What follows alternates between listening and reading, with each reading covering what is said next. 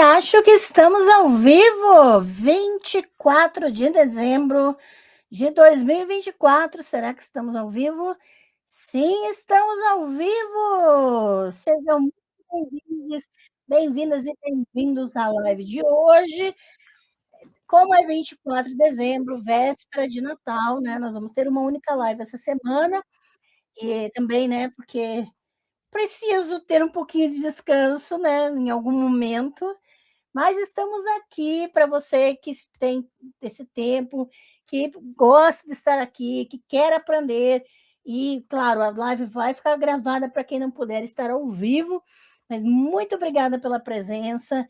Para quem celebra Natal, para quem celebra Kwanzaa, Hanukkah, para quem não celebra nada, o importante é estarmos vivos, né?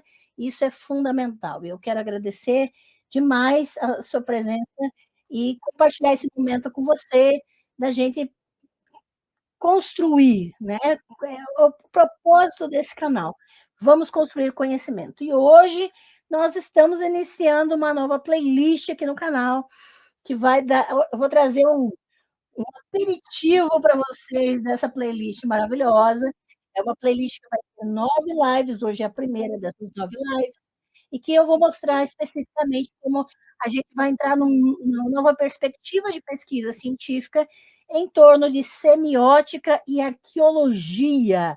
Exatamente isso, semiótica e arqueologia em torno da guerra e da violência na antiguidade. Importantíssimo.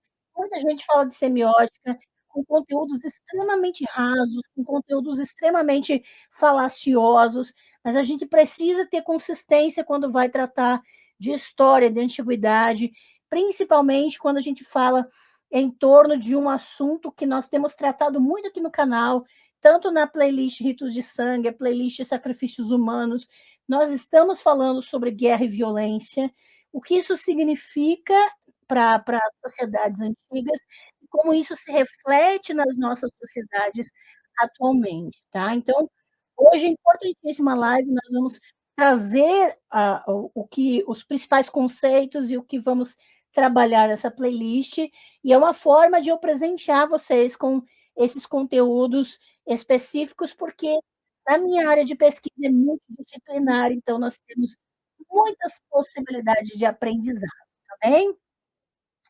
Quero agradecer ao Lucas, antes de começar, já estava aqui, ó, no aguardo para mais uma aula incrível. Seja bem-vindo, Lucas, obrigada pela presença. Aqui tem o Luca. Olá, muito obrigada pela presença, é isso aí. Lucas, boa noite, professora Ângela, um Feliz Natal adiantado, caso você celebre. Muito obrigada. Olha, eu celebro o meu descanso. Adoro uma oportunidade de fazer coisinhas que fazem bem para mim, né? Então, considero importantíssimo a gente tirar um tempo para nós mesmos e cuidarmos de nós, de quem a gente ama, com quem a gente se preocupa, né? Muito obrigada pelo carinho e seja muito bem-vindo.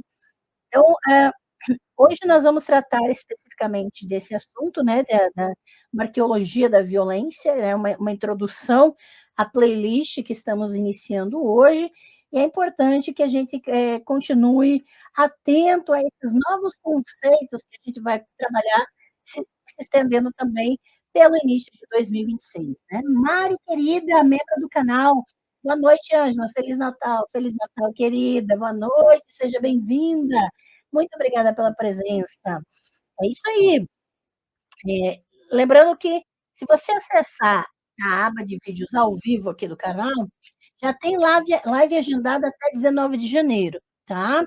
Então, você já vai ter todas as lives até 19 de janeiro. Nesse fim de semana, não sei, mas talvez no outro eu já consiga agendar mais lives, porque já tem muito conteúdo. Eu sempre estou pesquisando, elaborando conteúdo para vocês. E um aviso importante, né? É, que é a questão dos slides. Lembrando que os membros do canal têm acesso aos slides das lives, dos aulões aqui do canal, em formato PDF. Tem um drive do Espaço das Deusas, O Espaço das Deusas é a comunidade de membros aqui do canal que tem acesso aos slides e às pesquisas científicas. Claro que durante a live você tem acesso ao slide, você pode dar pausa, se aprofundar em determinados conceitos, e no final da live eu sempre projeto as referências bibliográficas, porque nós fazemos aqui a pesquisa, né? E isso é importantíssimo, a gente não tira nada do cu, né? E é importante que a gente se fundamente e mostre também os nossos fundamentos, né?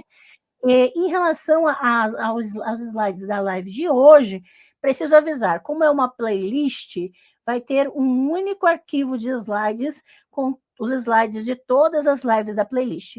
Então, os slides vão estar disponíveis quando acabar a última live dessa playlist, como aconteceu com outras playlists do canal. Combinado? Só para dar esse aviso para vocês entenderem o funcionamento, né? E já estarem avisados. Vamos lá.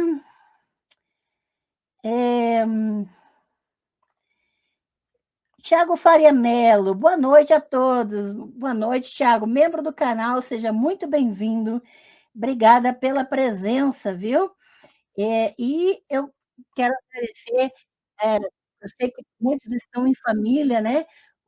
Aqui até o Tiago está comentando, ó, hoje não poderei ver, mas irei assistir posteriormente. Tudo de bom aí, Ângela, para você e para quem vai ficar. Tranquilo, muito obrigada pela presença, depois você assiste com tranquilidade, sem problema nenhum.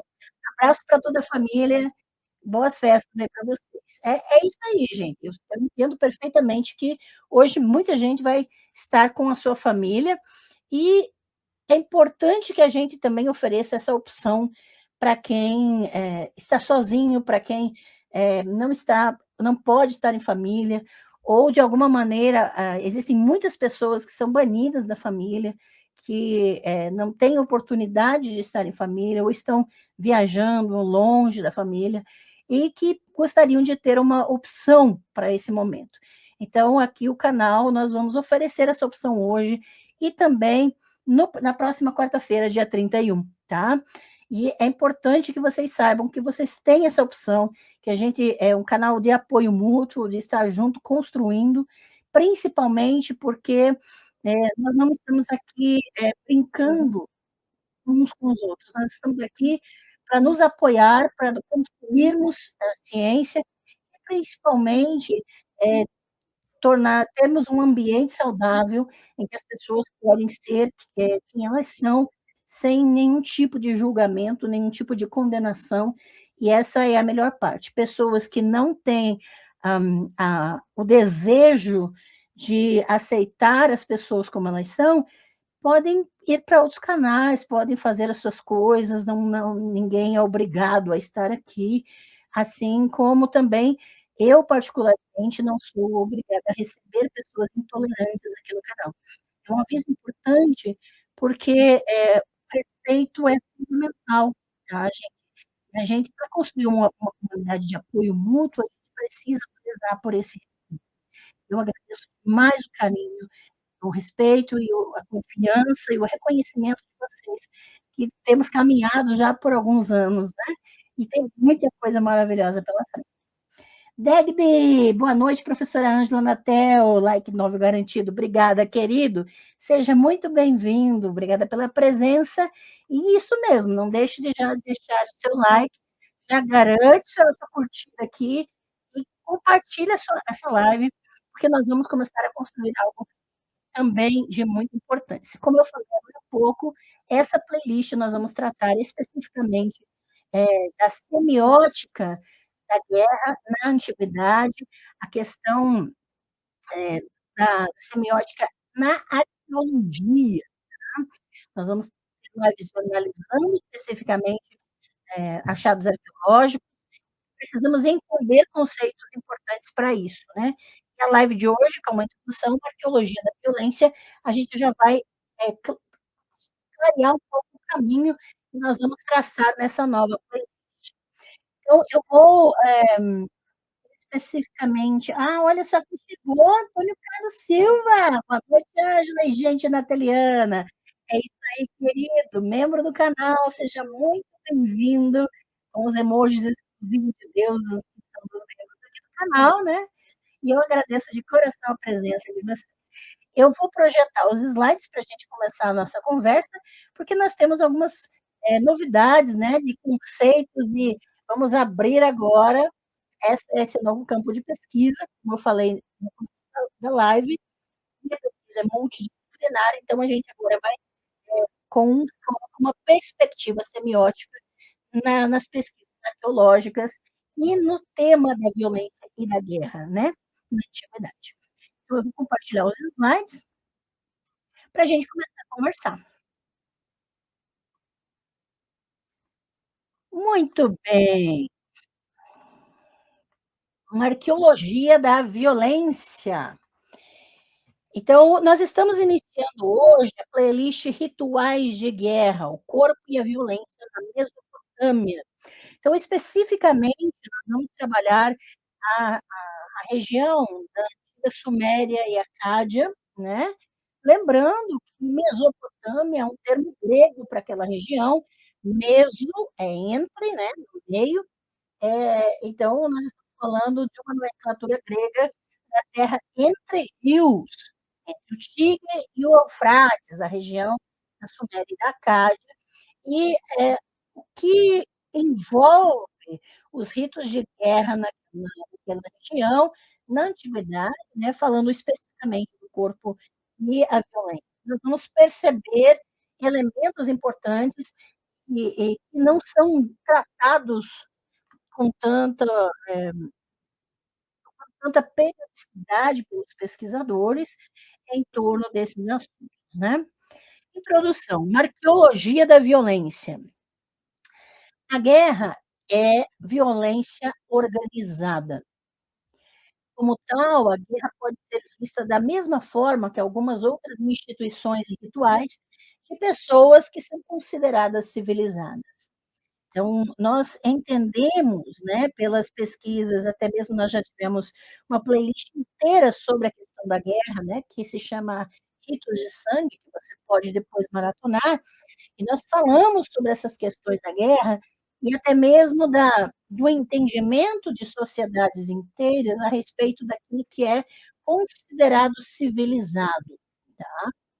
E esse conceito de civilização é uma forma de legitimar culturas, legitimar tecnologias, ou de alguma maneira endossar a superioridade de determinadas sociedades sobre outras, tá.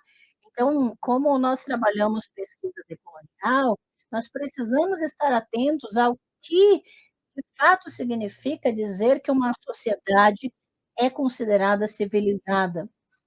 E nesses altos entendimentos a respeito de si, as sociedades e as instituições, elas vão trabalhar a sua ritualística, como um marcador da sua civilidade, tá. Isso tanto na antiguidade como na contemporaneidade, né.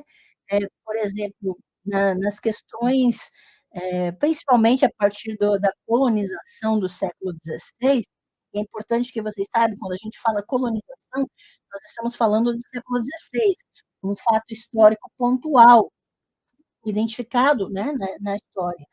E e quando nós falamos de colonialismo, nós estamos abrangendo os fenômenos que são estruturalmente consequências da colonização, mas que se mantêm até hoje na sociedade, né.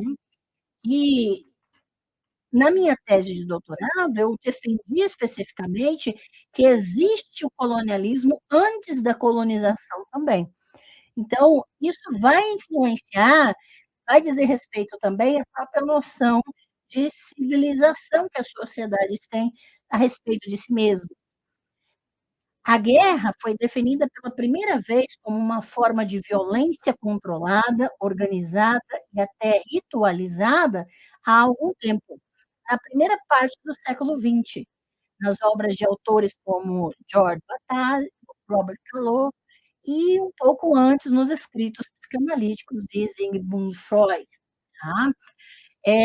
O que a gente precisa lembrar é que, de alguma maneira, as sociedades elas vão tentar legitimar suas ações. E uma forma de legitimação da violência é a guerra, porque vai estruturar uma violência, vai ser uma violência autorizada ou passável, né. O Tratado de Clausewitz, de 1832, sobre a guerra, que descreve a guerra como um ato de violência racional e um instrumento político da nação, é amplamente considerado a primeira obra filosófica moderna a considerar a, entre aspas, verdadeira natureza como um da essência originária, tá?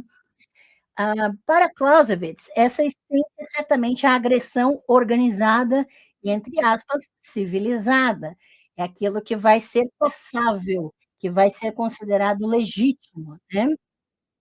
É a violência que se arma com as invenções da arte e da ciência. Os antigos mesopotâmios, cujas formas e representações de violência são o foco dessa playlist, né, parecem já ter tido conhecimento de tal definição filosófica de guerra. No mito sumério Enki e a Ordem Mundial, cujos registros mais antigos são encontrados são de cerca de 2000 antes da Era Comum, os mesopotâmios incluíam a arte da guerra entre os MEs da civilização. O que é um ME? Isso aqui é um termo técnico, tá, gente? Que eu vou introduzir agora para vocês, para que vocês entendam essa categoria de estudo, tá? Então, eu vou chamar de ME, né, ou ME, é uma categoria na taxonomia suméria, ou seja, no sistema de classificação suméria do mundo, né, que os assiriólogos geralmente traduzem como as artes da civilização.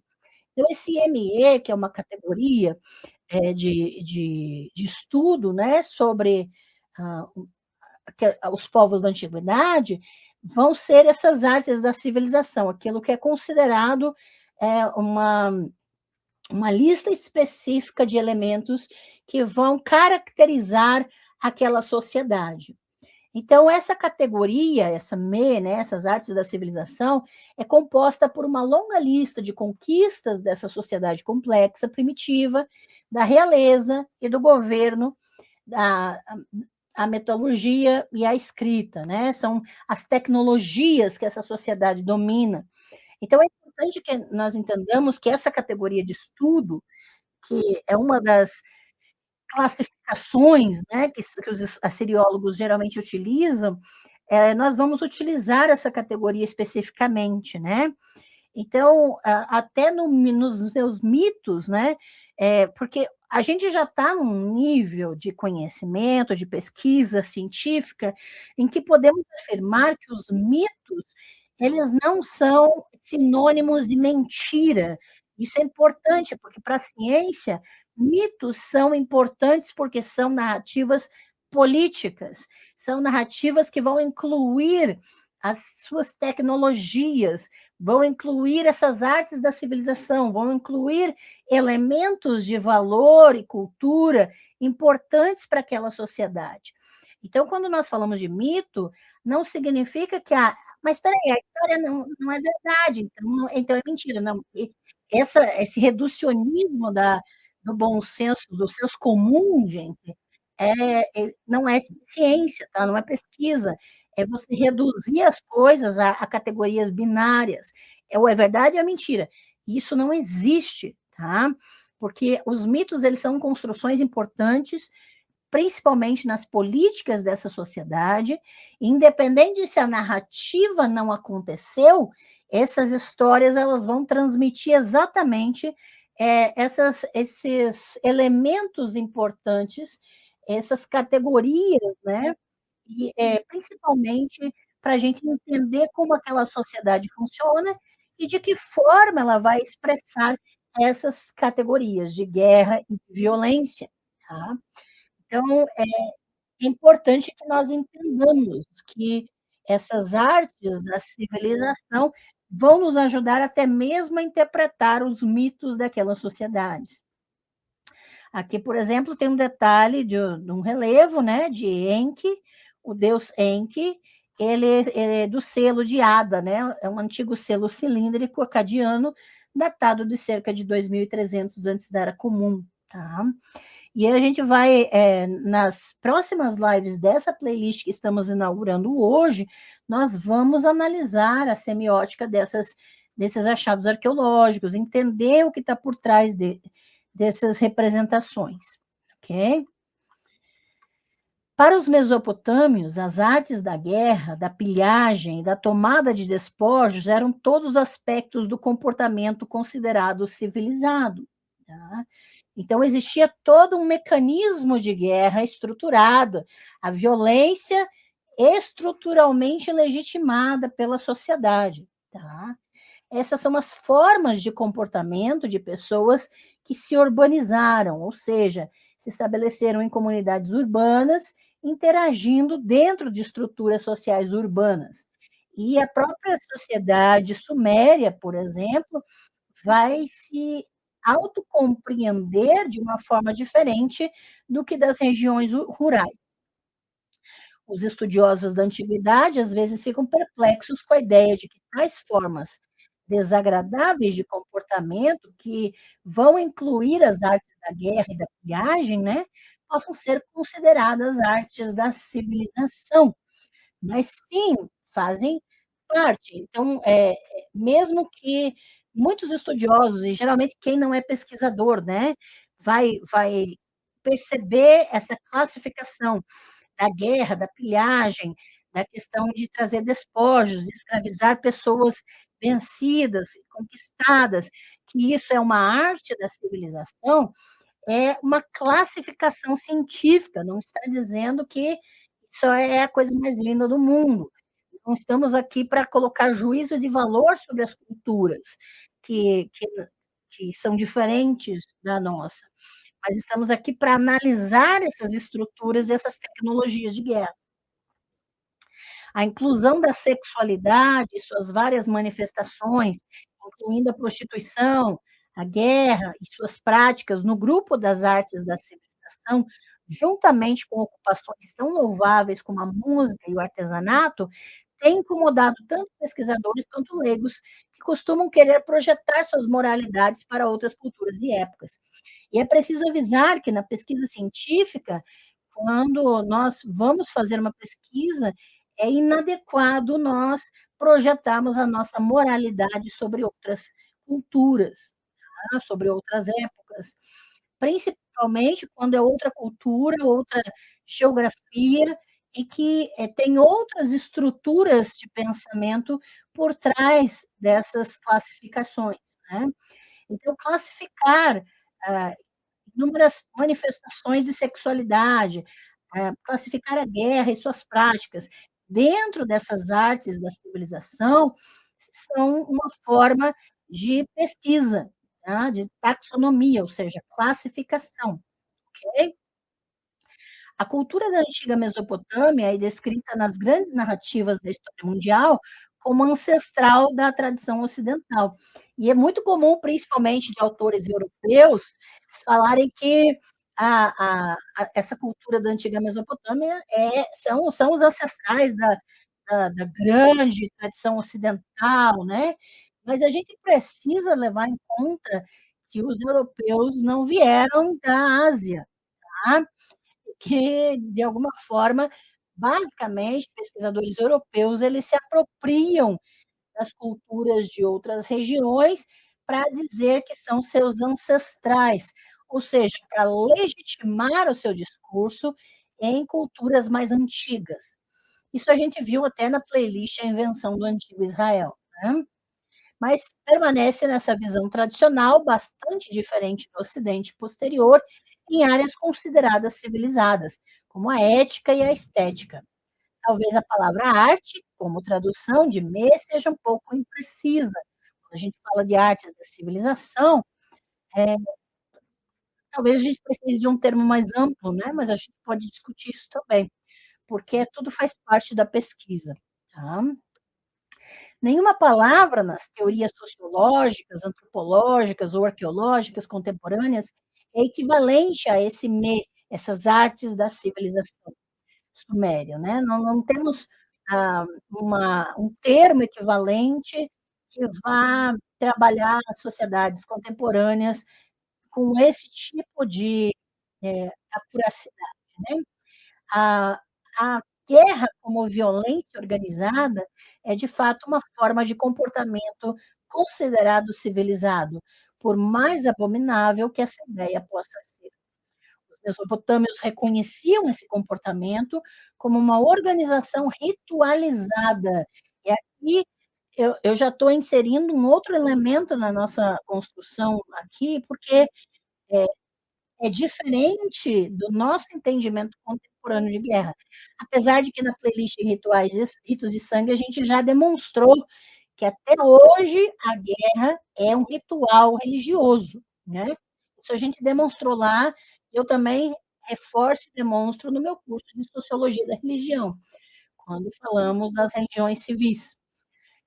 Mas é importante que quando a gente olha agora para a Mesopotâmia, especificamente, sumérios, acádios e assírios, né, que nós vamos falar daqui a pouco, a esse comportamento, né, da violência organizada, que é considerado civilizado, ele vai, de alguma forma, ser uma organização ritualizada, vai ter cunho religioso, vai ter, elementos específicos que vão distingui-los das sociedades complexas.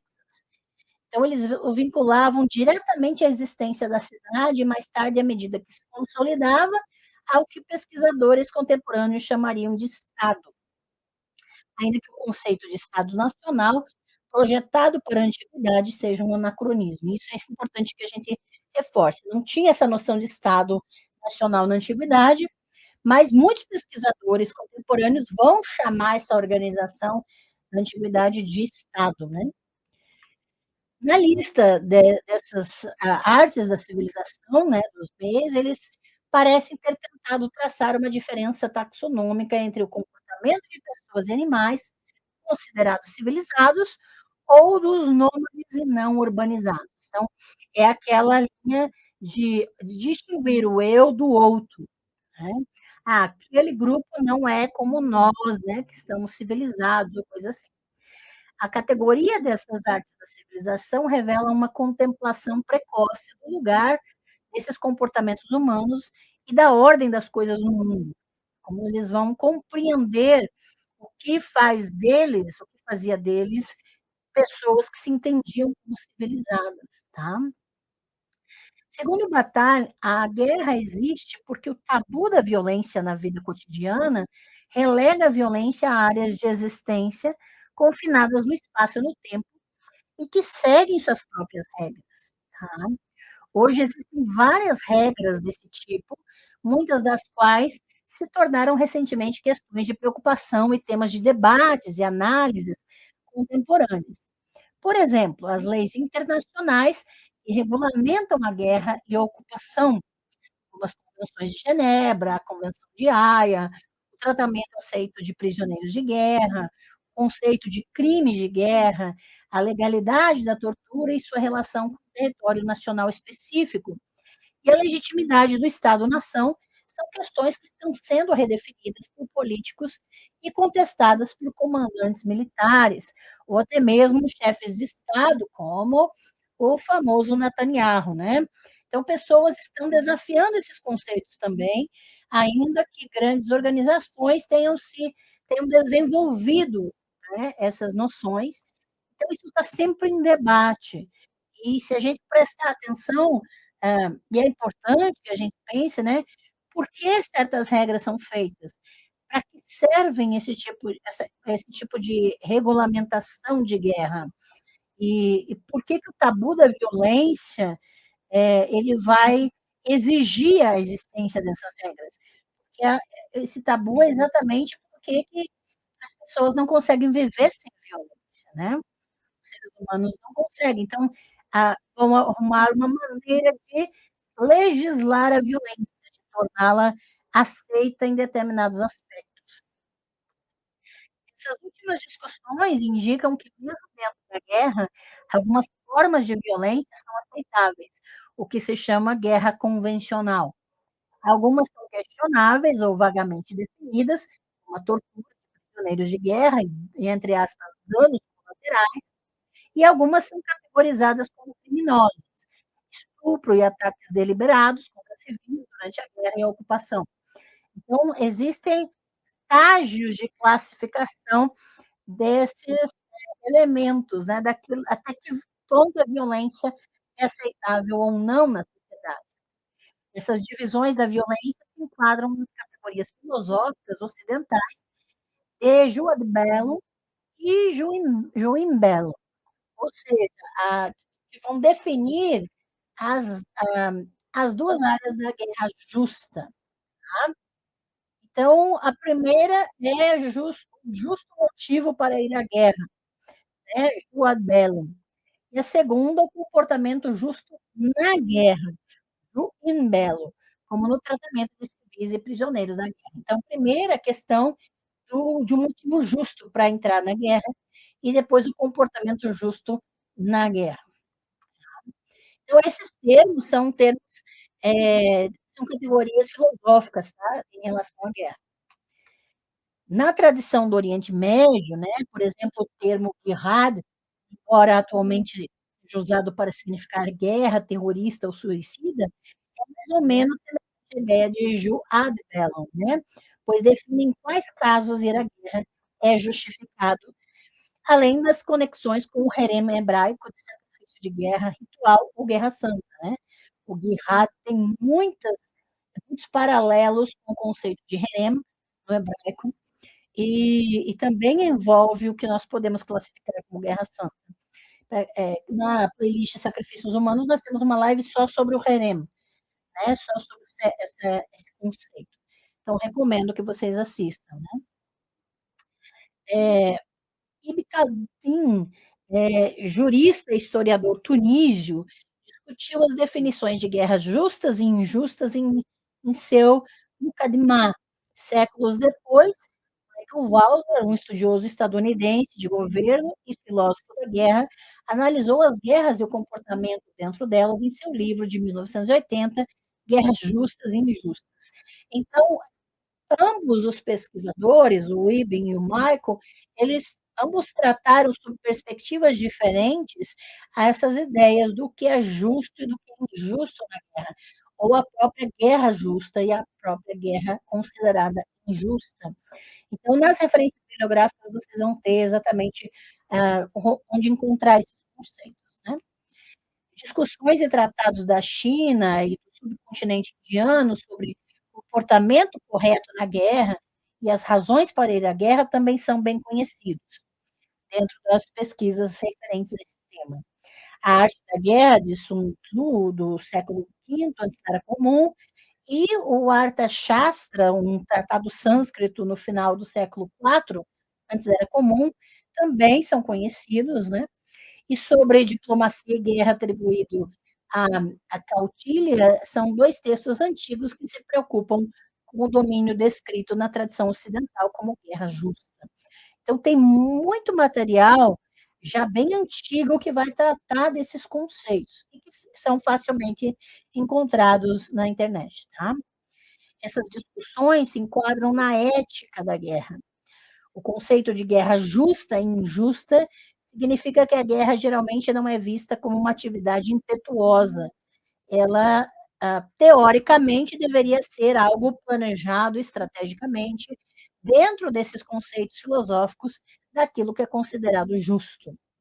Envolve uma escolha feita em um momento específico, quando a violência é sancionada como uma forma de comportamento aceita, correta e até mesmo valorizada.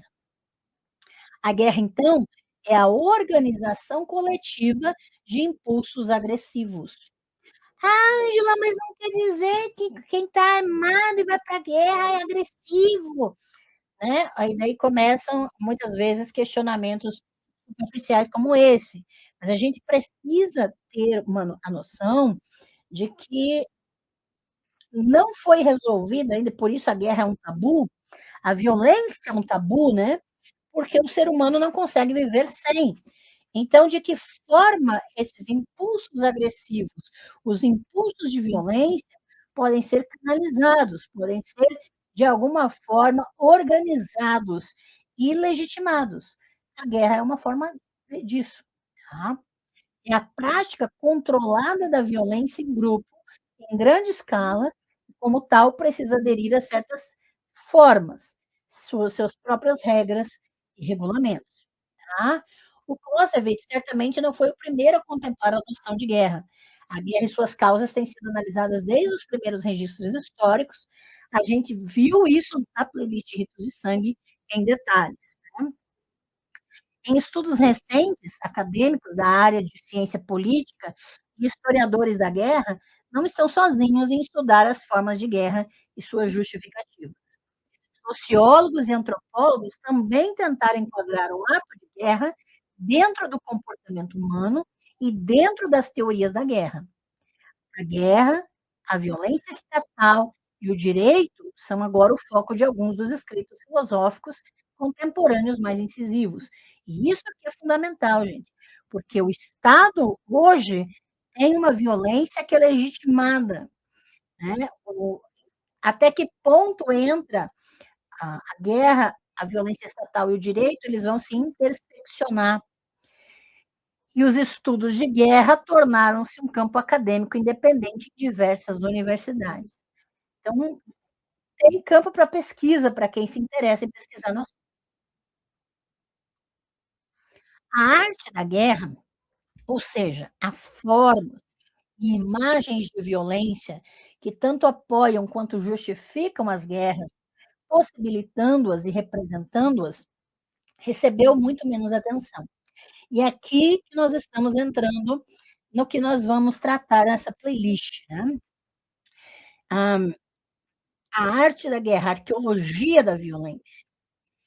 Vários estudos sobre as imagens de violência e guerra surgiram recentemente nos campos da história da arte e dos estudos culturais visuais.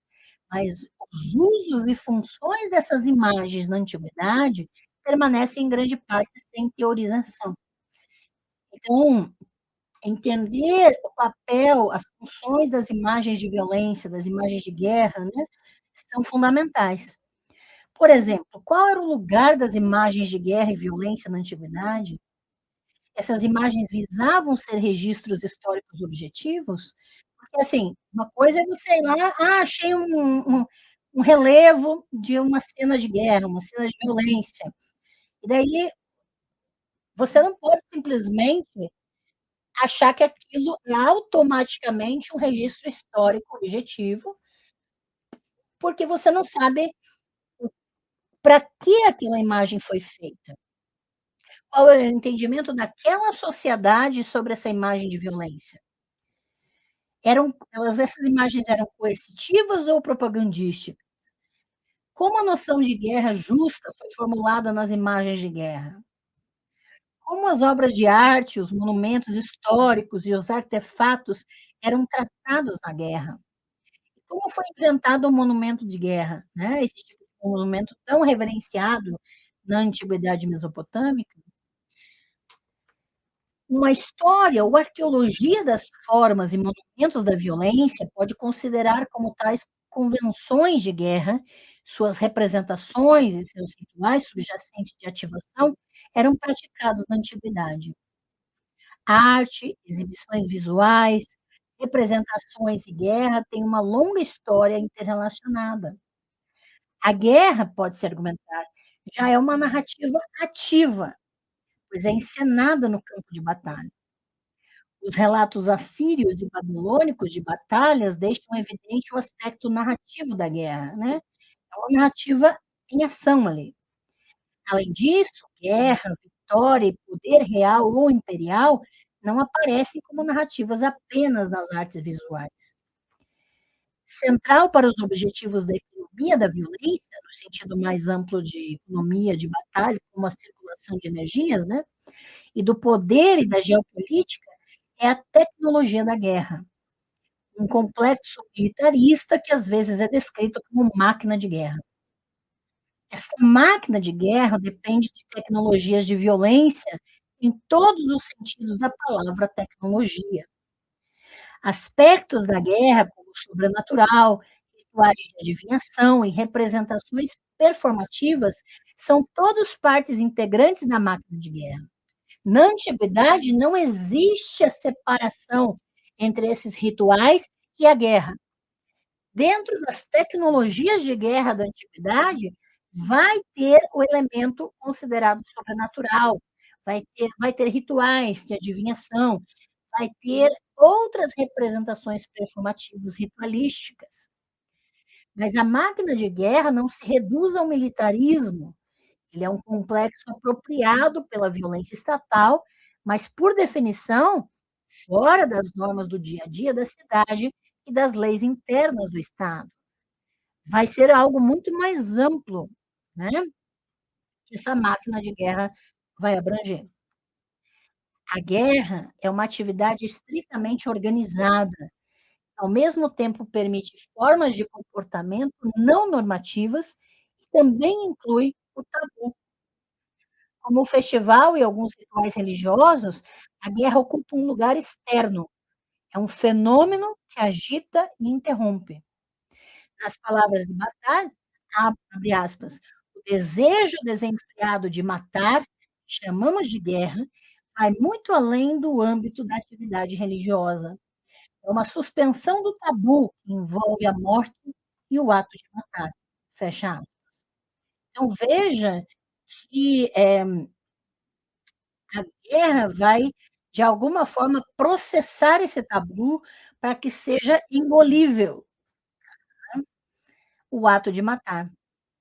A contemplação da guerra dessa forma, como violência organizada e sancionada, apropriada ou canalizada pela cidade-estado urbanizada, limitada no tempo e no espaço, era uma fonte de ansiedade para os povos da antiga Mesopotâmia.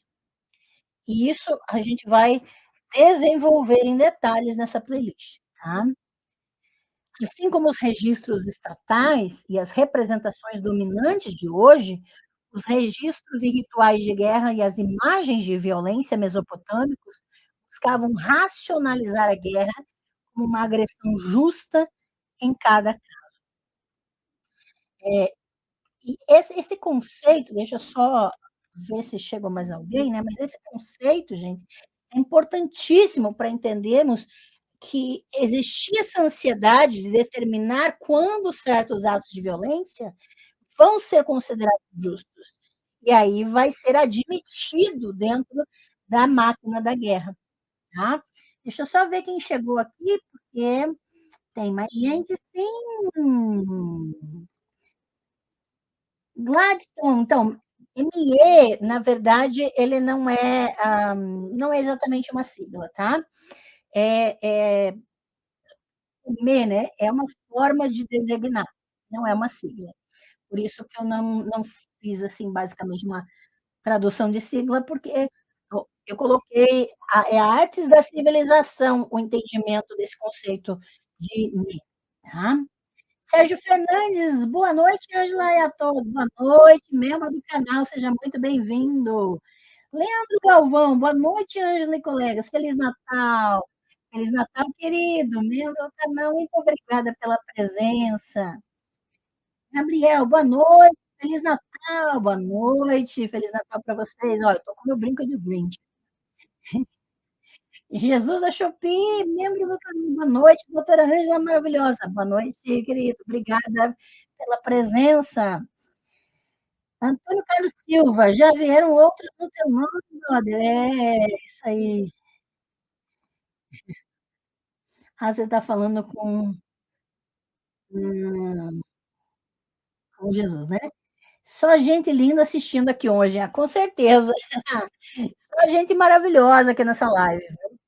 E veja como hoje é uma live introdutória, né? Especificamente, que a gente vai falar sobre a semiótica nos rituais e na arqueologia de guerra e violência na Mesopotâmia, né? E hoje essa arqueologia da violência, para entender esses conceitos. Então, eu estou introduzindo conceitos aqui para vocês, para a gente saber trabalhar. A gente vai ter mais 8 lives nessa playlist, Então, são 9 lives ao total, especificamente nessa pesquisa. Gente, semiótica e arqueologia. Estamos no céu, gente, estamos no céu. Ah, tá, porque ela colocou original no nome. Sim, é. Gente, mas tem aí a gente que copia. E olha, eu já sei de lives aqui na internet que o cara basicamente pegou uma live inteirinha, minha com a Sueli, que a gente traduziu o livro lá, o capítulo, e ele fez a live com todo o nosso conteúdo, toda a nossa tradução. Então, a gente tem que cuidar. Quando você vê algo assim, denuncia, bloqueia, né? Não dá palco para essas pessoas, porque eles ganham com isso, né? Eles ganham com o efeito. Mas é importante denunciar, porque é extremamente desonesto, porque a gente rala para fazer pesquisa aqui, né? Cópia é o que mais tem aí. Então vamos lá, vamos falar, continuar falando da questão da guerra justa, aquilo que a gente estava mencionando. Então, não há tratado sumério ou acadiano existente sobre guerra justa, tá? No entanto, o grande conjunto de representações textuais e visuais da violência e guerra permite uma análise do tema da violência da antiguidade mesopotâmica. Essa playlist, portanto, que nós estamos tendo hoje, investigará aspectos da guerra que talvez não sejam considerados hoje no âmbito da logística e das estratégias militares, mas que os antigos claramente entendiam como aspectos cruciais e lógicos da guerra e da soberania. A discussão mesopotâmica sobre a guerra, suas justificativas e seus rituais abrange o período entre o terceiro e o primeiro milênio antes da Era Comum. Como tal, precede todas as outras discussões sobre guerra e tradições de guerra justificadas. Tá? Então, a gente está indo para trás, no que a gente tem de mais antigo sobre guerra e violência. Os assírios do norte da Mesopotâmia são talvez mais frequentemente lembrados em relação à guerra e à violência do que a maioria das outras culturas antigas, especialmente no primeiro milênio antes da Era Comum, quando os reis assírios expandiram seu império para os territórios vizinhos. E aí, só para a gente entender, eu estou falando de Mesopotâmia, Assíria, né? Estou falando de Suméria, Cádia, então vamos entender a que estou me referindo. Então, aqui nós temos o antigo sudoeste asiático, do lado esquerdo, né? Aí nós temos que vai ser posteriormente a Síria e Babilônia. Mas antes de tudo isso aqui, nós vamos ter aqui Suméria e Acádia, que seria a antiga Babilônia. Então, quando fala antiga Babilônia, está se referindo aos sumérios e os acadianos, principalmente aos acadianos, tá? Essa região verde aqui. A Síria vai expandir mais para cima no mapa. Tá? É importante que a gente entenda que estamos nos referindo a essa região aqui, chamada pelos gregos de Mesopotâmia, ou seja, terra entre rios. Tá? Esses reis, né, os reis assírios, por exemplo, eles conquistaram terras, deslocaram populações, saquearam cidades, derrubaram e queimaram florestas e destruíram monumentos. A expansão do poder dos reis assírios do primeiro milênio antes da Era Comum constitui o que pode ser firmemente definido como uma missão imperial. Os reis assírios foram notáveis, talvez não tanto por serem imperialistas agressivos, já que outros períodos de expansão e força imperial existiram na história, mas talvez porque eles escolheram registrar os eventos de guerra, tortura e conquista em detalhes, não nos poupando de nenhum ato de violência horripilante em sua glorificação da guerra e do império, seja em seus anais escritos ou nas imagens visuais do império. E aqui eu quero fazer um adendo. Quem adquiriu, por exemplo, o meu curso da Bíblia Hebraica, Formação e Conteúdo, eu vou mostrar e demonstrar que os assírios são conhecidos como os povos mais violentos da história. E qual é a justificativa para essa fama?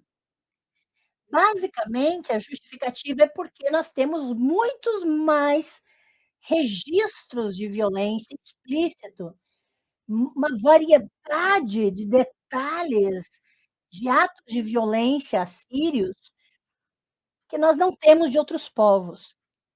Mas é importante registrar que isso não significa que os outros povos não eram tão violentos quanto. Significa que os assírios, eles estavam faziam questão de registrar ou de alguma forma, representar esses atos de violência na sua arte.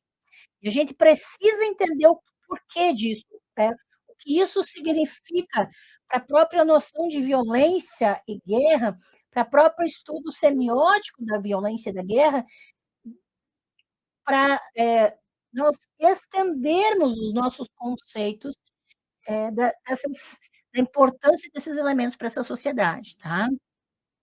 Então, essa fama dos assírios é porque eles registravam, porque eles marcavam, porque eles inseriram na arte deles detalhes e mais detalhes de violência e guerra que outros povos não registraram, tá. Então é daí que vem a fama da violência deles. Não é uma questão de: "Ah, nós sabemos que eles eram mais violentos que outros". Nós temos a partir dos registros que eles deixaram, que são muito mais, explícitos, tá. Com formas de violência até, que outros grupos não registram em lugar algum, né.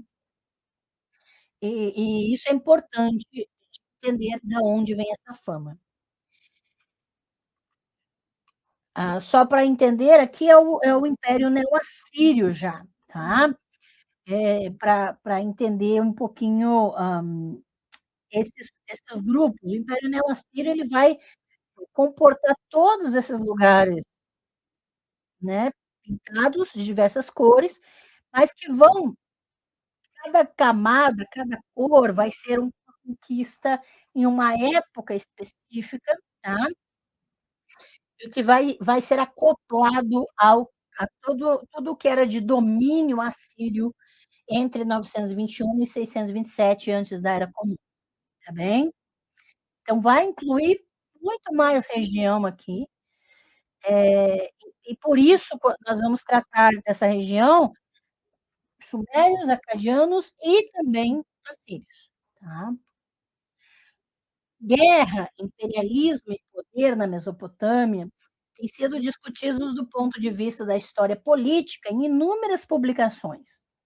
De fato, a abordagem político-histórica é agora padrão no campo dos estudos mesopotâmicos, especialmente em trabalhos sobre os períodos acadiano e neo-assírio.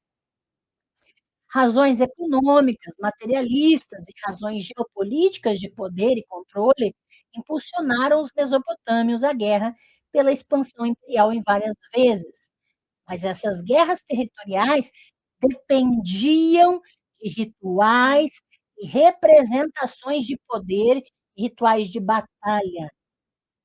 Isso é importante, é um elemento que não vai ser enfatizado na contemporaneidade, né. Esses rituais e representações de poder e rituais de batalha. Esses eram os métodos ideológicos que permitiam que os processos funcionassem. Essa playlist, portanto, não é um levantamento cronológico das guerras históricas específicas e tecnologias de armamento ou veículos de guerra na Mesopotâmia. Isso aí já existem vários estudos úteis e concisos sobre o assunto, tá. Não vou chover no molhado. Em vez disso, esse estudo considera o que está por trás da guerra e da violência. Eu examinarei crenças filosóficas sobre guerra e ideologias de guerra na tradição mesopotâmica, concepções de violência e poder que eram inseparáveis de concepções do corpo e seu controle. Os processos e rituais de guerra que essas formulações do corpo e do poder tornaram visíveis. Esses desenvolvimentos de ideias de poder, governo, domínio e autoridade não podem ser separados de imagens visuais ou representações em sentido amplo definido. Então, a gente vai entrar nessas nuances. Essas formulações e representações, tecnologias nos rituais de guerra e nas demonstrações de violência e poder são uma parte inevitável de todo o processo imperial. presente estudo, portanto, vai considerar facetas da guerra e da dominação que se enquadram nas categorias de representação e exibição, o ritualístico, o ideológico e o sobrenatural. Então, essas podem ser descritas como as tecnologias mágicas da guerra. Exatamente isso. Tecnologias mágicas da guerra, para nós vermos que não há separação, tá? Entre essas categorias de sobrenatural com as ideologias, né? Ritualística. Então, são descritas como tecnologias mágicas da guerra, e, como tal, geralmente não são discutidas nas narrativas políticas padrão dos livros de história da Mesopotâmia. E isso, para mim, eu considero um equívoco, né? Dissociar as narrativas políticas das tecnologias mágicas da guerra, porque está tudo imbrincado, tá? Nós vamos perceber que por trás da tecnologia mágica da guerra existe ideologia, existe poder, existe controle de corpos. Então, estando entre as primeiras forças imperiais do mundo, os mesopotâmicos desenvolveram um sistema de expansão que se baseava nas maquinações da guerra e no desenvolvimento sofisticado de armamentos e tecnologia. Mas a tecnologia militar incluía uma série de aspectos que hoje seriam considerados anticientíficos. Isso é importante, gente, que nós vamos perceber que não é possível projetar totalmente os nossos conceitos para a antiguidade.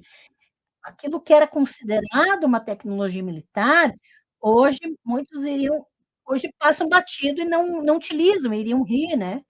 Mas é importante que a gente entenda que para aquela sociedade, isso é uma tecnologia militar.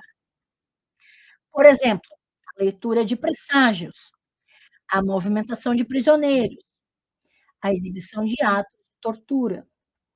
Essas práticas e as crenças por trás delas eram os parâmetros da guerra para os assírios.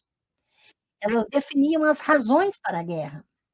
Elas justificavam a guerra, mesmo que a guerra fosse principalmente um processo de expansão imperial e o consequente controle dos recursos naturais, terra e riqueza. Tecnologias e rituais mágicos podem ser descritos como uma semiótica da guerra, que delineia os parâmetros para o comportamento considerado correto e o considerado incorreto da guerra. Tá? Então, essas tecnologias e rituais mágicos são a semiótica da guerra. Tá?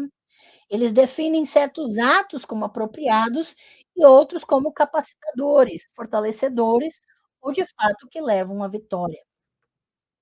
Para a máquina de guerra imperial assíria, por exemplo, os processos da guerra estavam claramente ligados ao sobrenatural.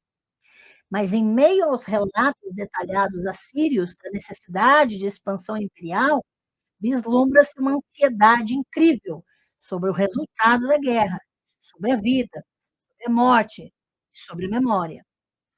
De fato, esses relatos exibem a extraordinária consciência histórica, que é característica da antiga Mesopotâmia. É aqui que imagens e monumentos, em minha avaliação, têm um papel social que vai além da representação de eventos históricos.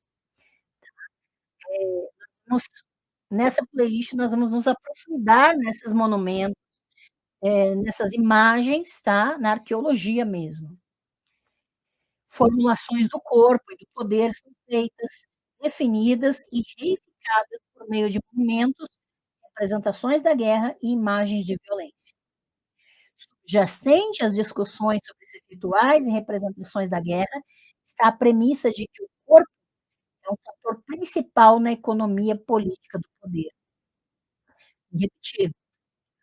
O corpo é um fator principal na economia política do poder. Em seu livro Vigiar e Punir, Michel Foucault argumenta que a arte de punir deve se basear em toda uma tecnologia de representação. Esse tipo de dependência das tecnologias de representação, no sentido semiótico mais amplo, em relação à violência e ao controle, pode ser visto claramente nos registros da antiga Mesopotâmia. Esse estudo, portanto, vai se concentrar na inter-relação entre poder, corpo e violência na sociedade assírio-babilônica e suas representações, uma semiótica da guerra que era parte integrante da mecânica da guerra. Em outras palavras, combina 3 linhas de investigação que geralmente não são vistas ou estudadas juntas, que nós vamos estudar juntos nessa playlist: guerra, corpo e representação. A próxima live dessa playlist, por exemplo, intitulada A Cabeça do Rei, começará com o estudo de um relevo esculpido específico do Palácio de Ashurbanipal, em Nínive, de aproximadamente 650 antes da Era Comum. Este é um painel de parede geralmente referido como o relevo da Batalha de Tiltuba, que se encontra agora na coleção do Museu Britânico em Londres. Concentrando-se nessa obra de arte, o estudo da live acompanhará o movimento da cabeça decepada do rei elamita, derrotado no relevo e nos anais históricos paralelos e contemporâneos dessa batalha, para avaliar o significado da aparição repetida e enigmática da cabeça na composição. A leitura atenta da imagem e sua relação com os anais históricos da mesma campanha demonstrará que a narrativa da guerra é tecida em torno do tema principal, que é a decapitação do rei elamita, como um ato em si, um ato contingente, mas descrito como um evento sobrenatural, decretado pelos deuses, e que é, em certo sentido, fundamental naquele teatro de guerra. Então, nós vamos, na próxima live dessa playlist, né, é, analisar em detalhes toda essa semiótica da guerra, tá? Ou seja, ali está uma representação de um ato violento, mas existe um elemento sobrenatural ali naquela representação. A terceira live dessa playlist discutirá a semiótica babilônica e a relação da representação com a realidade no pensamento especulativo mesopotâmico, uma relação essencial para a compreensão da função de imagens como o relevo da Batalha de Tituba. A tradição acadêmica mesopotâmica concebia a divisão entre artifício e realidade, em termos bastante diferentes do conceito grego clássico posterior de mimese. Em vez de imitar o mundo natural, a representação, escrita, imagens visuais e outras formas, era considerada participante do mundo e capaz de produzir efeitos no mundo de maneiras mágicas ou sobrenaturais. Olha que interessante, porque a tendência nossa, na contemporaneidade, né, nossa nos pesquisadores em geral, é olhar para trás e interpretar que tudo é mimese, que tudo é uma imitação do mundo natural. Quando, na verdade, os mesopotâmicos, antes de qualquer outra cultura, eles vão fazer representações e a própria representação em si, por exemplo, o próprio monumento, ele vai ter poder mágico. Monumento, a representação da violência, ele é mágico também. Ele também pode fazer algum tipo de modificação, produzir algum efeito mágico ou sobrenatural. A própria representação da violência. Então, não é mimese. Tá? O mundo era saturado de signos, e os estudiosos babilônicos foram os primeiros a desenvolver um sistema rigoroso de leitura de signos visuais, segundo um método que hoje seria descrito como semiótico. Partindo da sugestão de Carlo Ginzburg, que as origens da semiótica se encontram na adivinhação babilônica, é isso que você ouviu. As origens da semiótica se encontram na adivinhação babilônica. Essa live delineia as ligações entre esse método de adivinhação e os conceitos mesopotâmicos de representação e do real. Baseando-se em trabalhos anteriores sobre o assunto, especialmente no livro A Imagem Gravada, de Zainab Bahar, essa live vai considerar a relação da ideologia com o conceito de imagens na cultura assírio-babilônica. Na quarta live dessa playlist, o que descrevi como corpo mântico, né, e eu vou falar sobre o que significa corpo mântico, né, é discutido em detalhes como uma concepção mesopotâmica peculiar. Então, a gente vai se aprofundar mais nesse conceito na quarta live. Na Mesopotâmia, o corpo e as partes do corpo simbolizavam presságios, de maneiras consideradas muito reais e sérias. Então, para nós, não interessa, isso não é verdade, isso é mentira, eu não acredito nisso. Não interessa se nós acreditamos, se nós achamos que é mentira, não, isso não interessa na pesquisa científica. O que nos interessa é como eles entendiam esses elementos. É como eles interpretavam essa realidade. Isso é pesquisa. Tá? Então, o corpo, as partes do corpo simbolizavam presságios de maneiras consideradas muito reais e sérias. Não se tratava de uma superstição marginal para eles. O código semiótico do corpo e das partes do corpo era uma parte crucial da compreensão cultural mesopotâmica do mundo e seus movimentos. E, portanto, era central para as noções de história e tempo. A prática assírio-babilônica de adivinhação por meio da leitura de partes do corpo vai ser analisada em detalhes na quarta live dessa playlist, visto que a adivinhação por meio da estispícia, né, que é a leitura das entranhas de um animal sacrificado, e da hepatoscopia, que é a inspeção do fígado, né, de animais, eram fundamentais para as estratégias de guerra.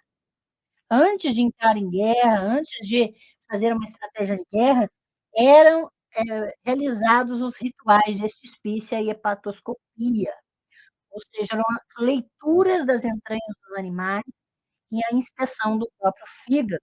Tá? Eu falo sobre esses tipos de adivinhação no meu curso Profecia em Israel e Judá, tá? Principalmente sobre a leitura do fígado.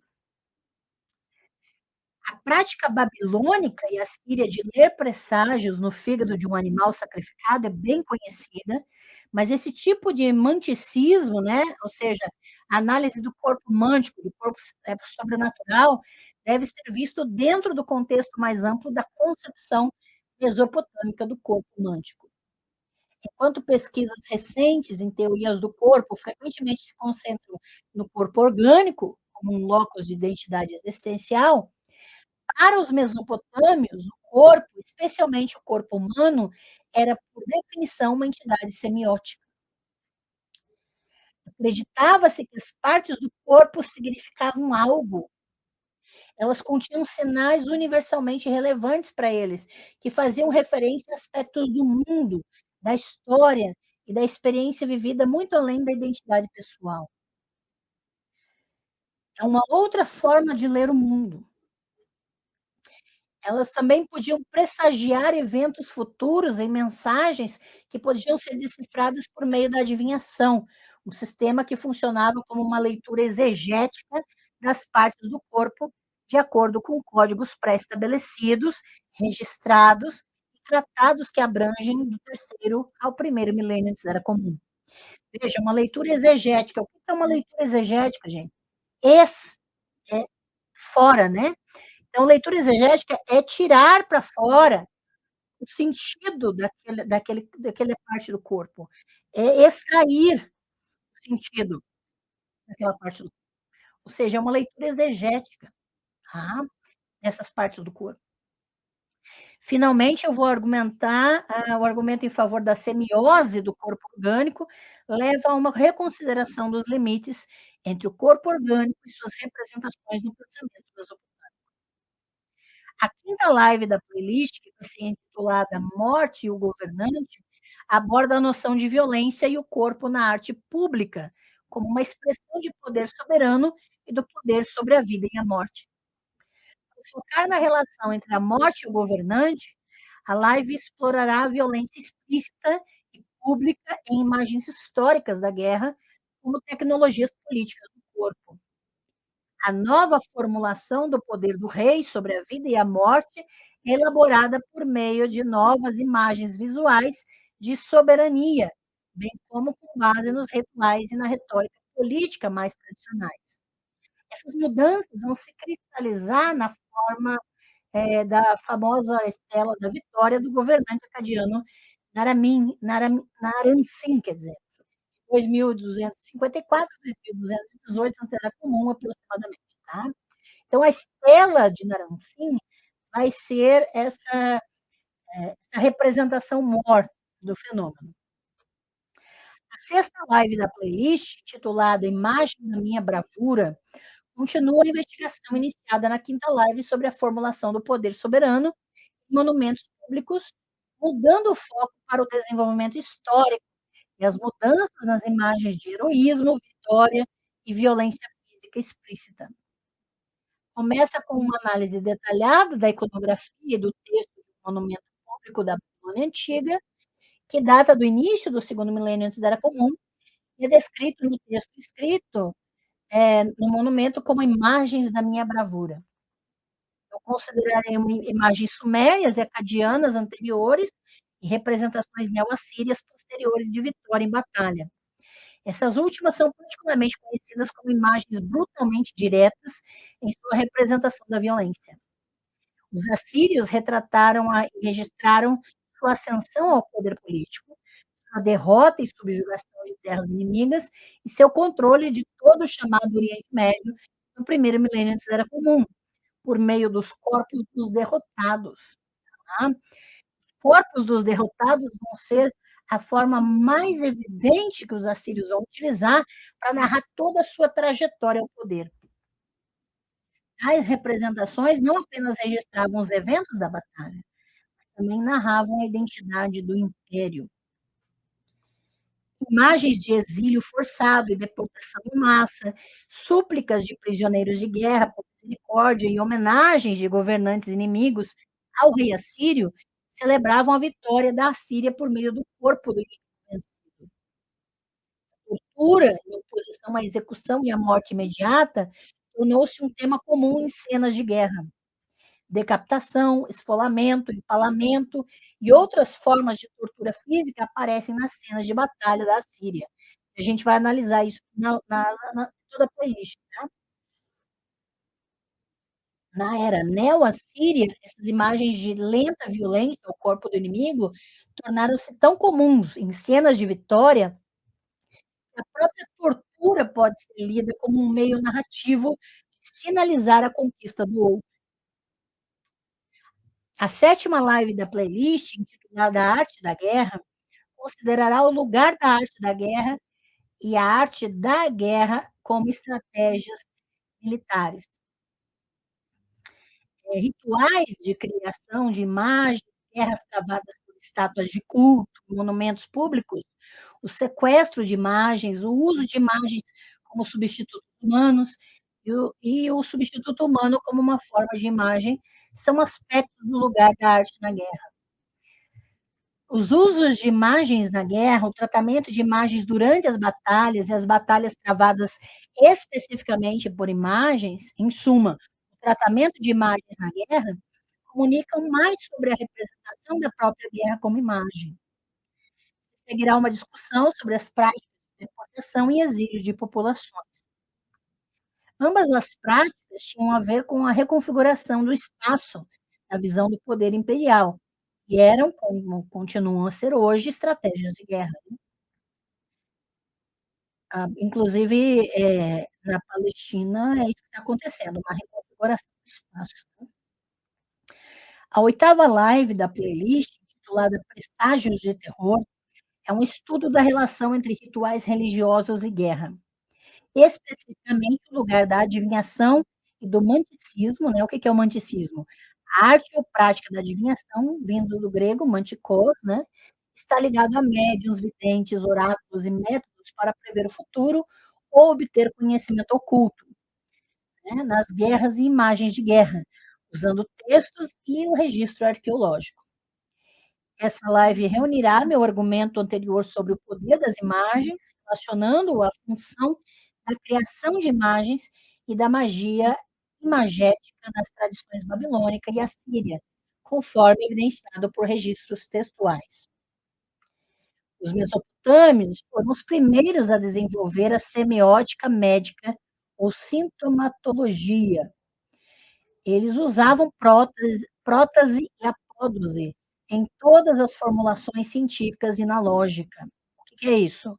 Apodos é a segunda parte de um período ou oração que completa o sentido da primeira parte, chamada prótase, criando uma relação de dependência ou condição comum em frases hipotéticas.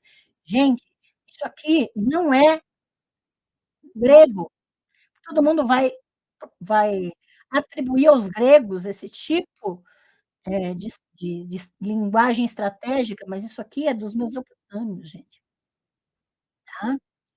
O Códice de Hammurabi, por exemplo, usa a mesma ligação cientificamente inextricável entre sintoma e causa. O mesmo era válido para a leitura de presságios. É uma linguagem muito rebuscada, tá? E esse aqui é o Código de Hammurabi, datado de 1792 a 1750, antes era comum, atualmente no Museu do Louvre. Tá?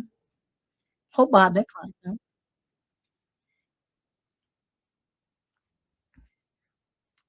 Os sinais de guerra podiam, então, ser lidos logicamente, de maneira semelhante aos sinais de justiça ou aos sinais somáticos. Eles estavam naturalmente inseridos no mundo. Esse sistema de significação e seu funcionamento permitiram que a semiótica do corpo e da violência fizessem parte do mecanismo de guerra.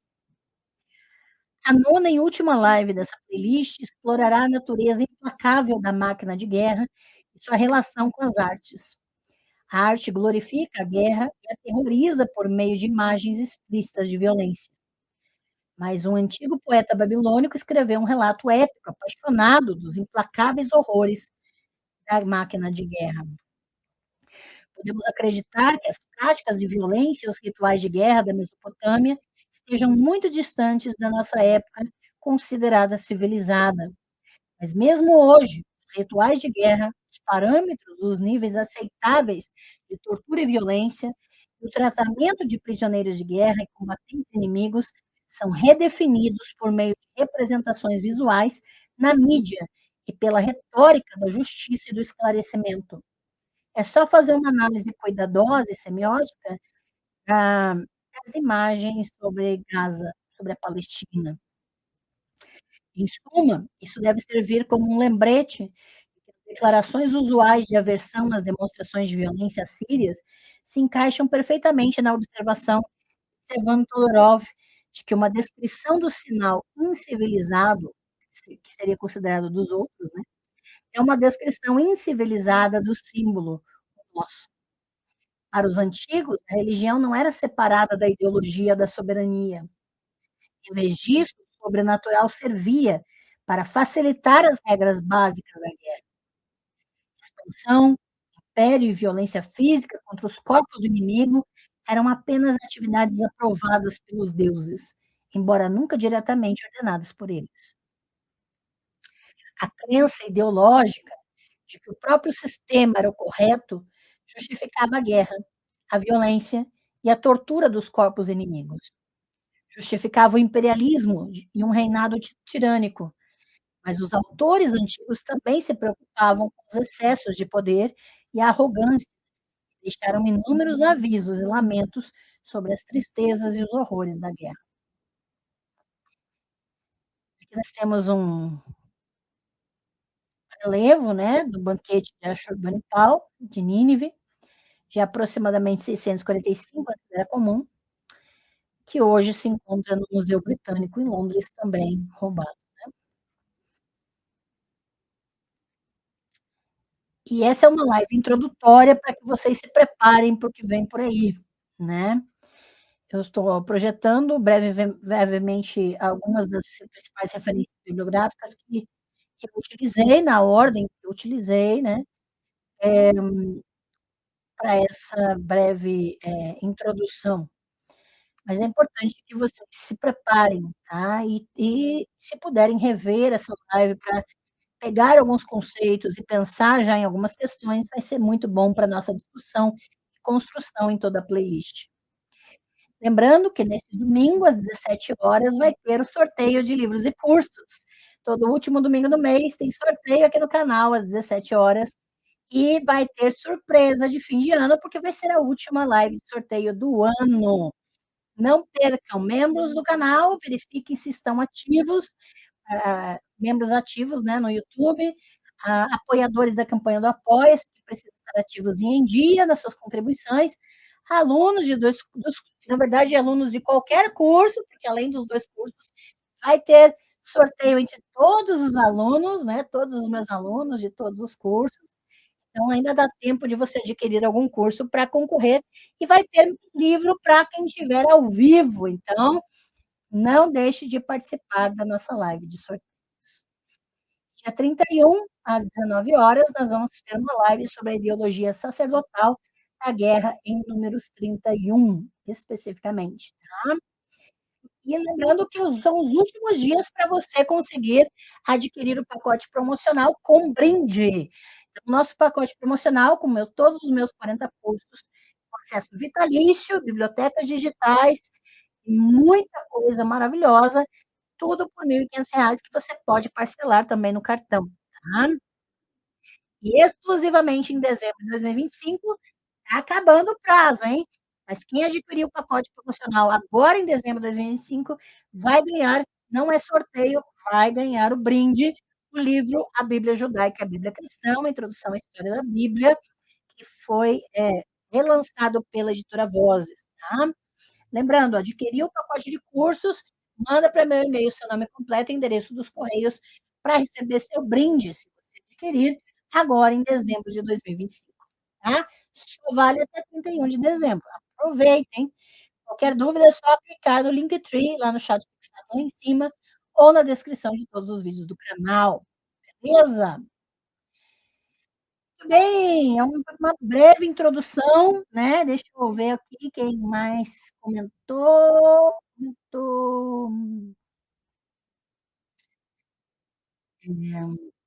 Tiago Mendes, seja bem-vindo, obrigada pela presença. O povo tá. Vamos lá, Alexandre. Guerras religiosas é um exemplo, fazer homens lutarem acreditando que iam receber uma recompensa. Pois é, eu não sei se você assistiu a playlist, Alexandre, chamada Ritos de Sangue, que eu demonstro que toda guerra é religiosa, tá? Então, recomendo que você assista a playlist Ritos de Sangue, que realmente ali eu traduzi um livro aqui para o canal, eu vou trabalhar exatamente o conceito, porque a autora vai provar que toda guerra é religiosa, tá? Que a guerra em si é um rito religioso. Então, existe todos esses elementos da recompensa, de algo além de si mesmo, né? Todos esses elementos religiosos estão embutidos no conceito de guerra. Então, recomendo quem não assistiu, maratona agora a playlist Ritos de Sangue, que está inteirinha aqui no canal disponível, hein? Gabriel, poxa, muito obrigada. Deixa eu ver o seu super sticker. Obrigada pelo super sticker. Grande abraço. Muito obrigada por todo o carinho. Bárbara, boa noite. Obrigada pela presença. Luzineide, boa noite. Obrigada pela presença, hein, gente? Olha, maravilha. Veja que nós estamos inaugurando hoje uma playlist. Eu fiz questão de, nesse dia, trazer esses conceitos e já trazer o aperitivo do que nós vamos ter daqui para frente, porque nós vamos nos concentrar especificamente em formas de expressar e utilizar as tecnologias de violência e guerra que para nós parecem estranhas, mas que vão ter uma correlação direta com a nossa realidade. Como, por exemplo, nós vamos analisar as mídias antigas, ou seja, os relevos, os monumentos, as inscrições, e essas mídias elas vão se tornar também produtos, elementos mágicos que vão fazer diferença na mentalidade daqueles grupos, na própria realidade deles. Vai ter um efeito sobrenatural na sociedade aqueles elementos de mídia. E veja, vindo para a nossa realidade, o quanto as mídias, né, as redes sociais, a internet, principalmente as redes sociais, elas são tecnologias que vão mascarar ou que vão manipular a visão da guerra para nós, da violência. Elas estão tendo um efeito direto na forma como nós entendemos a violência hoje. Então, nós somos bombardeados pelas imagens de violência, pelas representações de violência, e aquilo molda não somente o nosso subconsciente daquilo que nós vamos considerar aceitável na realidade, mas também de como nós entendemos o que aquela violência que enxergamos representa, se é justa ou não, dependendo da mídia que está transmitindo essa cena, essa imagem. Então, tudo que nós vamos trabalhar aqui, a semiótica da violência e da guerra para a Mesopotâmia, vai trazer ferramentas para entendermos a nossa própria realidade como justificadores da violência e da guerra, como manipuladores das tecnologias de guerra e das mídias e da arte da guerra na nossa sociedade. Então, é uma proposta agora que a gente vai se aprofundar exatamente para termos essas ferramentas, para lermos o mundo ao nosso redor com um pouco mais de consciência do que está acontecendo e do que estão tentando nos conduzir a entender e a aceitar como justo. Tá? Então, é importante que a gente tenha ferramentas, porque a tendência das pessoas é achar que são livres para escolher. Não existe liberdade completa, nós estamos reféns das tecnologias, reféns de certas instrumentalidades. Nós falamos sobre isso com a Francine Oliveira aqui na live sobre o mito da democracia, e nós percebemos que a nossa liberdade ela vai sendo expandida à medida que nós nos instrumentalizamos. Sem conhecimento, não existe uma porcentagem de liberdade. Tá? Então, nós precisamos conhecer, entender essas realidades. Eu agradeço demais a presença de vocês, a participação de vocês. Aproveitem esses dias de festa, os dias em que muitos estão longe da família, muitos foram afastados da família por intolerância, eu não digo nem mais ignorância, porque existe sim, a, a, as pessoas têm autonomia, muitas vezes, excluir outros, para violentar outros, né? E então muitas pessoas nessas épocas de festa, de família, são violentadas por estarem rejeitadas pelas suas famílias por serem quem são, e tantos outros elementos. E nesses períodos eu quero dizer para vocês que a minha esperança e a minha alegria é disponibilizar para vocês um canal em que a gente possa se encher de conhecimento, de experiências, de apoio mútuo, oportunidades. Por isso eu preciso lembrar vocês, se vocês querem fazer um curso meu, há bolsas integrais para pessoas LGBT, pessoas com deficiência e para mulheres, tá? Se você se encaixa em um desses grupos, manda um e-mail para mim e me contando, né, a sua realidade, e aí a gente vai trabalhar para que mais pessoas tenham acesso aos conhecimentos. Aqui na tela está meu endereço de e-mail, eetowe@gmail.com, tá? E também meu e-mail é minha chave Pix, se você quer participar da caixinha de Natal, apoiar com R$ 1, com quanto você puder e quiser, é só fazer o Pix de e-mail. Eu agradeço de coração a todas as pessoas que lembraram e que estão apoiando e de coração estão trazendo um respiro nesse fim de ano, né? Mas quem tiver interesse em aprender, quem quiser os cursos, manda e-mail para mim e vamos conversar, tá bem? Nós estamos juntos. Desista do que você quiser desistir, mas não esqueça de lembrar, não esqueça de lembrar é ótima, mas lembre o seguinte: nós estamos aqui. Se você quiser, vamos caminhar junto, tá? É muito importante que você saiba que existem pessoas aqui tentando construir algo melhor, algo que nos ajude a viver nessa sociedade que não é feita para todas as pessoas, tá. Então a gente vai sobreviver juntos, vai lutar juntos e vai construir o que nós pudermos, enquanto estivermos aqui, beleza? Feliz Natal para vocês, feliz Kwanzaa, feliz Hanukkah, feliz Lita, solstício de verão aqui no hemisfério sul, feliz Yule, solstício de inverno no hemisfério norte, e feliz fim de 2025. Sobrevivemos. Próximo ano sejam novas experiências e a gente vai construir muito mais. Não esqueça disso. Nos vemos no domingo no sorteio de livros e cursos. Não perca essa oportunidade. Minha alegria presentear vocês. Beijo para vocês. Até domingo. Feliz Natal, pessoal.